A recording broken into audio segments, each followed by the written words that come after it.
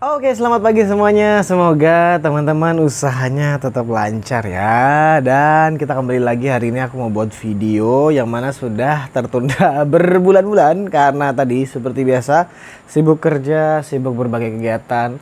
Ini itu liburan juga. Jadi hari ini ku sempatin lagi nih untuk kita bikin video dan kali ini nih aku mau bahas terkait ada yang mempertimbangkan atau kayak mendiskusikan, Bang, gimana sih usaha dengan minim biaya atau modalnya tetapi kita masih bisa jualan rokok nih. Nah, kira-kira gimana nih ya?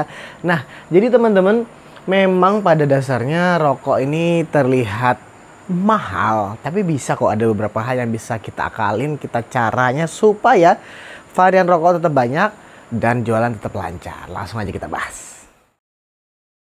Oke teman-teman, jadi sebelum aku membahas ini nih, aku cuman mau berbagi nih ya kayak sesuatu yang menggelitik di hatiku sih gitu. Karena kan kemarin ya teman-teman, kalau teman-teman ada dengar tentang perusahaan gudang garam nih atau penyedia rokok di beberapa merek yang mana bisa dibilang kayak satu naungan lah di gudang garam. Nah teman-teman tahu sendiri ya, rokok yang terkenal ya kalau di tempat aku yang aku jual ya seperti Surya, seperti itu. Dan beberapa rokok-rokok lain yang memang bisa dibilang laris sih, tapi memang segmented banget sih. Menurut aku yang beli-beli itu agak orang-orang tua di sini, karena anak muda itu biasanya beberapa rokok lain kayak Sampurna, kemudian LA yang nggak tahu kenapa mungkin lebih dominan kayak anak-anak muda gitu. Tapi kalau Surya ini memang kalau dari sisi yang aku lihat yang dibeli oleh pelanggan di sini itu memang fokusnya ke orang-orang tua. Nah teman-teman tahu nggak bungkusnya dulu kan seperti ini ya teman-teman. Nih Surya gudang garam ya. Ini Surya 12 nih. Nah bungkusnya kayak gini teman-teman. Tetapi aku tuh kaget kemarin pas beli itu ternyata sekarang bungkusnya pakai plastik doang teman-teman, lihat nih. Cukup mengejutkan, pakai plastik doang gini. Tetapi untuk Surya 12 ya yang stoknya masih aku beli kemarin masih bungkusnya kertas kayak gini. Dan menurut aku lebih elegan ya teman-teman nih. Kayak gini tuh lebih elegan dan terlihat mewah gitu. Tapi aku terkejutnya kok sekarang cuman pakai plastik gini doang nih, tuh ada plastiknya ya. Nah, plastik gini doang. Ini sudah aku ambil 2 ya karena ada yang beli kemarin. Aku cukup terkejut dengan hal ini nih karena apa yang terjadi gitu kepada gudang garam sehingga dia menurunkan, kalau ini menurut aku ya, menurunkan kualitas packagingnya. Atau mungkin aku nih dapat rokok ilegal. Tapi legal juga kayaknya nggak mungkin sih, karena ini rokok ini mahal gitu ya. Yang setahu aku ya, kalau ada rokok-rokok yang murah, nah itu bisa patut dicurigai mungkin nggak bayar pajak atau apa, atau cukai gitu ya. Tapi kan ini harganya sama aja gitu teman-teman.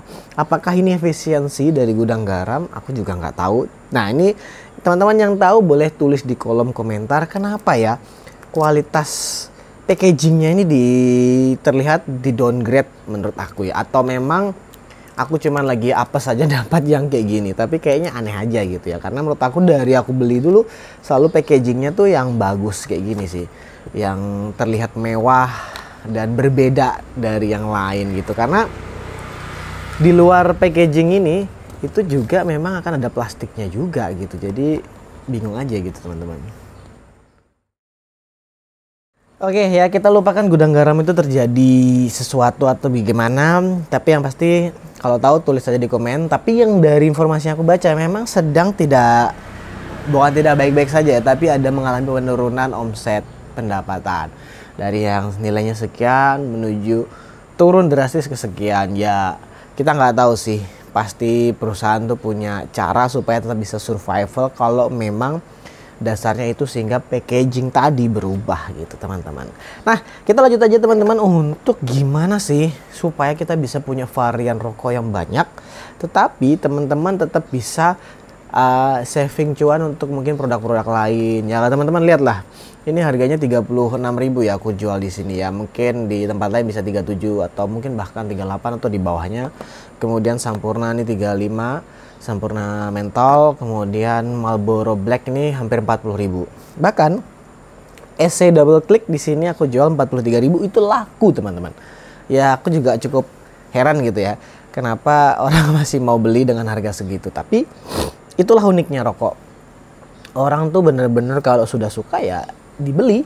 Harganya berapapun, mungkin kalau lagi nggak ada duit dia beli eceran. Nah karena kita juga punya teman-teman Surya yang eceran kayak gini nih. Ini ya. Nih salah satu contoh yang bisa dimanfaatkan eceran kayak gini. Dan ini juga resmi ya, setauku resmi sih. Karena aku belinya juga harganya tidak jauh beda dengan gini kalau dikali dengan jumlah di dalamnya. Tapi ya menarik sih. Ini memang jadi opsi kalau lagi nggak ada duit. Dan ini laku banget juga teman-teman. Jadi jangan lupa sediain rokok-rokok batangan seperti ini atau rokok kaleng lah. Tergantung sih. Kalau di sini bisa dibilang ada yang bilang ler, kemudian ada batangan, terus kemudian rokok bilahan, ya macam-macam.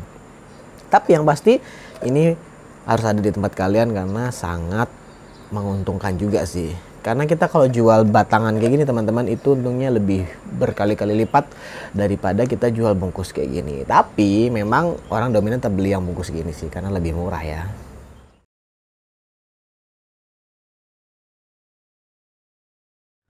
Oke teman-teman, jadi opsi pertama yang teman-teman bisa lakukan yaitu beli aja nih. Aku ambilin ya. Ini beli aja setengahnya. Jadi biasanya satu slop gini ya, ada yang jumlahnya 10, ada juga yang 8. Yang 8 tuh kayak Jisamsu Premium kayak gini, ini isinya 8 teman-teman. Tapi ya nggak tahu di tempat teman-teman apakah sama. Kalau di sini 8. Nah beli aja setengahnya teman-teman. Cari toko atau mungkin supplier yang mau menjual setengah slop kayak gini. Karena ini akan lebih mengurangi ongkos teman-teman dan juga menjaga tiba-tiba kalau ternyata nggak laku. Karena aku menemukan beberapa rokok di tempat aku tuh nggak laku dan aku sangat bingung jualnya gimana nih. Dan itu jumlahnya masih 8, 9 itu kan sangat jepit uang atau uang kita tuh berhenti di situ. Dan memang ya orang kan rokok ini semakin terus berkembang, banyak varian. Nah jadi opsinya teman-teman beli 5 pieces aja, tapi pastikan harga 5 pieces itu sama dengan kita tetap beli harga satu slop.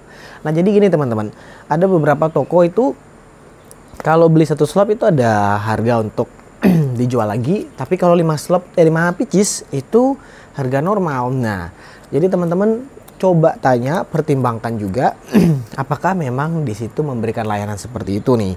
Jadi supaya teman-teman bisa dapat berbagai varian rokok dengan tetap uangnya tetap sama teman-teman.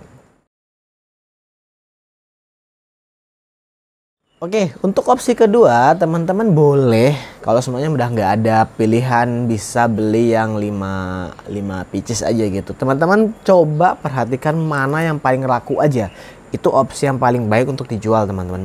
Semuanya kalau Surya kayak gini nih kan ada Surya 16, Surya kaleng, Surya 12. Pilih aja salah satu yang mungkin itu menjadi opsi terbaik. Karena kadangkala ya orang yang beli Surya 12 ini dan atau beli Surya 16, kalau nggak ada Surya 16 dia tetap mau beli Surya 12 karena kata mereka ya rasanya ya nggak jauh beda.